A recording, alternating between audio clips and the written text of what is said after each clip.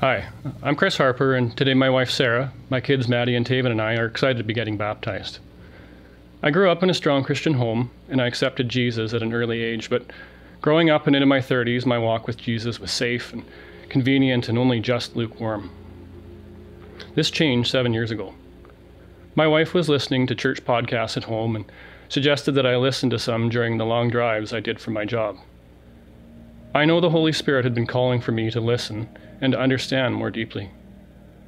I remember the day and the moment listening to a podcast when I was hit with the enormity of what Jesus has done for us and the extent and extravagance of God's grace and forgiveness through him.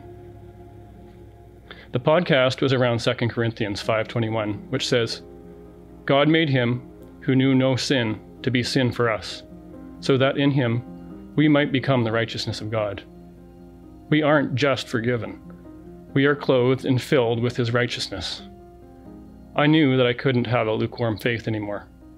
I needed to be all in. Jesus calls us in Matthew 5:14-16.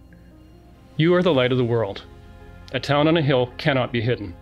Neither do people light a lamp and put it under a bowl. Instead, they put it on its stand, and it gives light to everyone in the house. In the same way, let your light shine before others, that they may see your good deeds and glorify your Father in heaven." Since then, my family and I have refocused Jesus to be the center of our lives. We look back over the last 7 years at how God is working in us, how our hearts have been transformed, and how our lives have changed. We reflect on how God has been good and faithful to us, through good times and difficult ones. Our prayer is that we have a bold faith, that we love others without judgment, and that we shine God's light in practical and authentic ways.